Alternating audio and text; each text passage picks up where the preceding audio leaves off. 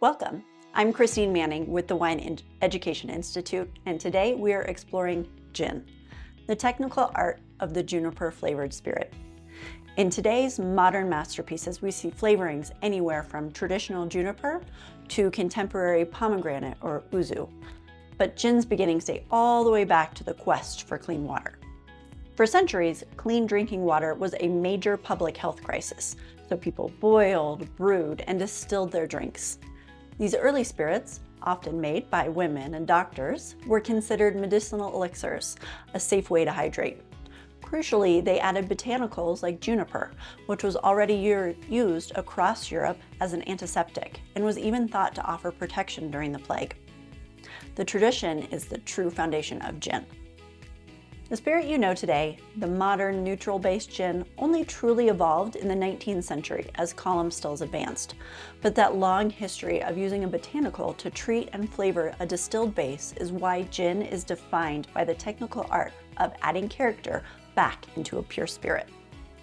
We will dissect the core flavoring techniques, maceration, percolation, and redistillation, and see how distillers use still design to achieve flavor complexity. We'll also examine the crucial role of juniper, discuss modern styles, and cover the legal requirements for gin in the US and the EU. Let's begin by looking at the foundation of gin, the base spirit.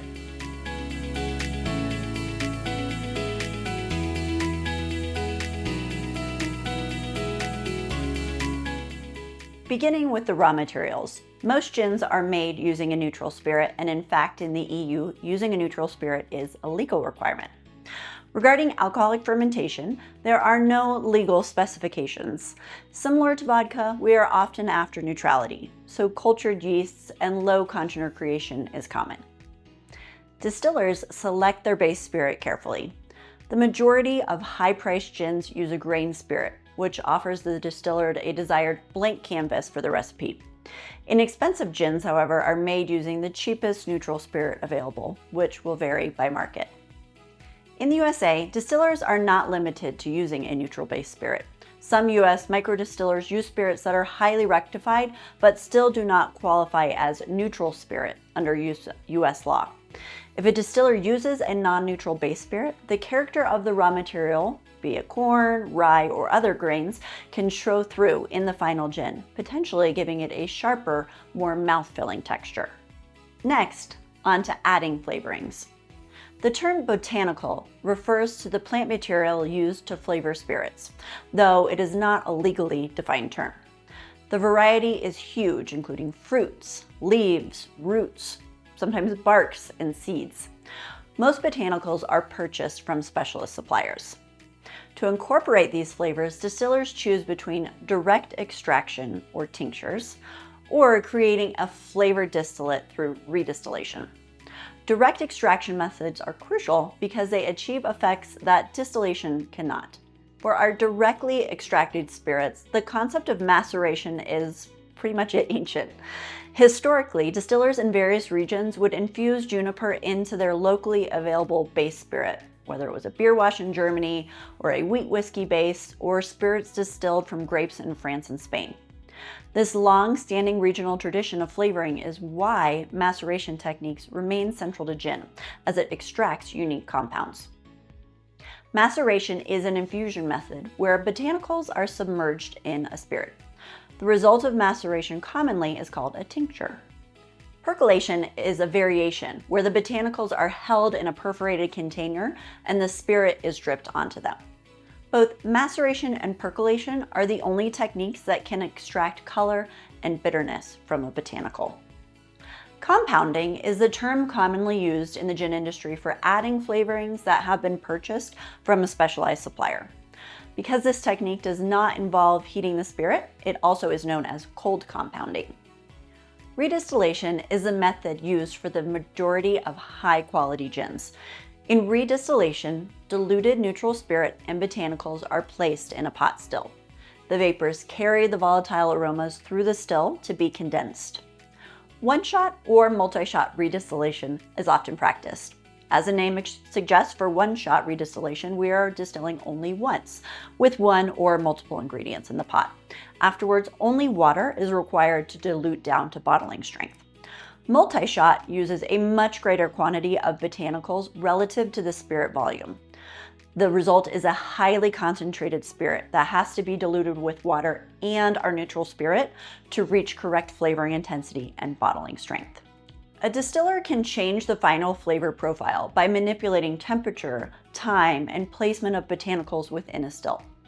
Pressure, and therefore boiling temperatures, can also be manipulated to achieve desired flavor profiles. Using identical botanical recipes, but with varying methods, would yield different styles of spirits. More on all these techniques in our lecture on adding flavors other than oak. Gin is almost exclusively made in pot stills or hybrid stills. While copper is common, it is not strictly required for its sulfur-removing properties as in other categories. Sulfur would already have been removed when our base spirit was made. Managing these stills requires skillful work, especially when working with a flavored spirit. Volatile aromas from botanicals have different boiling points. The most volatile and ethanol-soluble aromas are concentrated in the heads, while the least volatile and most water-soluble are concentrated in the tails. So making cuts can help determine the end style of gin. Flow rate can often be slow to help in making precise cuts. And gin distillers typically do not recycle their heads and tails. Instead, they'll sell them to specialized distilleries to use that reclaimed alcohol. Once our flavors are set, we add our finishing touches. Producers of some large gin brands in the UK do not use chill filtration. Citrus oils can come out of solution when a spirit is diluted, making a gin appear cloudy or louche. This is considered by many to be a fault, but it can be avoided with careful still management. By distilling slowly and making precise cuts, citrus oils can be kept low enough to prevent louching, making post-distillation chill filtration not needed.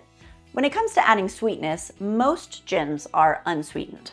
Sweetened styles, sometimes labeled as Old Tom, are made by adding sugar. Adding licorice increases the perception of sweetness without actually adding any sugar.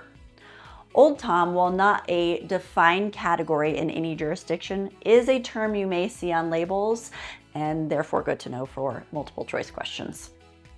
Another common practice is to avoid oak aging. More recently, a small number of gins are maturing in oak, typically using old wood for short periods of time, maybe only a few weeks or months. In these instances, we will just see subtle wood aromas and oxidative effects.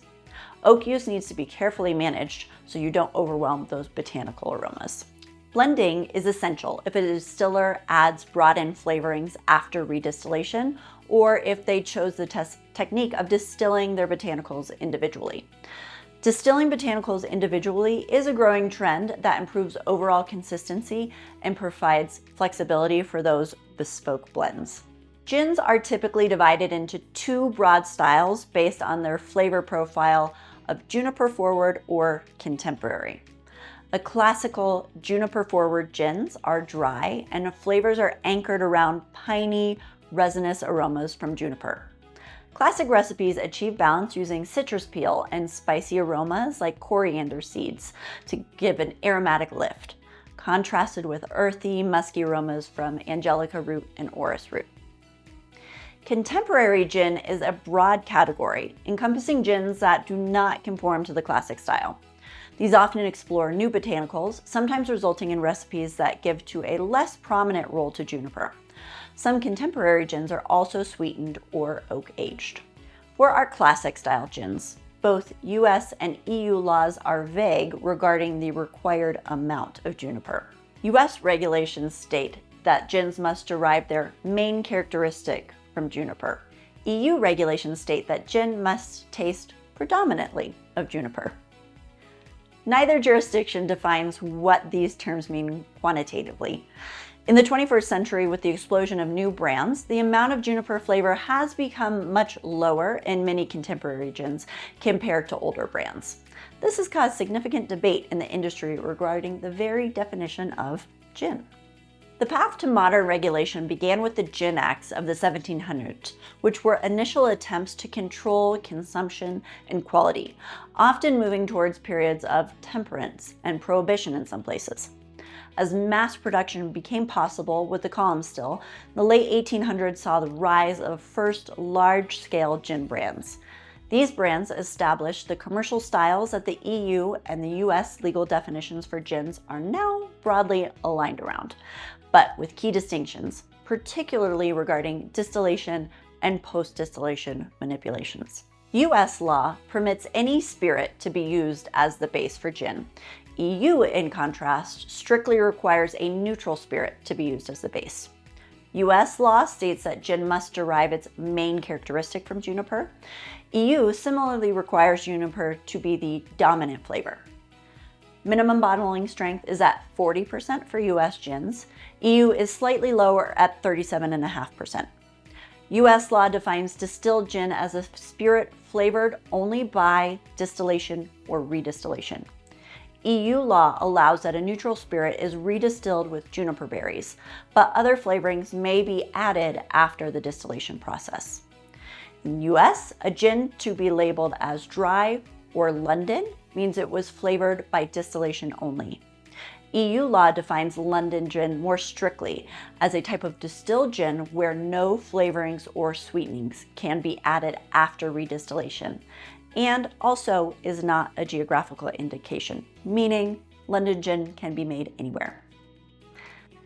Gin production is a delicate balance of incorporating the base spirit and then meticulously blending flavor through precise botanical extraction. We've seen the choice between maceration for color and bitterness and redistillation for intense yet colorless spirits that defines the fundamental styles of gin.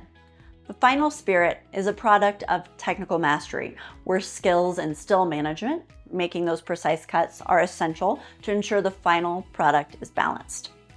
Ultimately, whether you prefer the piney structure of a classic Juniper-Forward gin or more experimental profile of a contemporary style, you're tasting a spirit where the distiller has achieved complexity, not through years in oak, but through technical aromatic intensity of a botanical blend. Thank you for joining me on today's deep dive in gin. Cheers.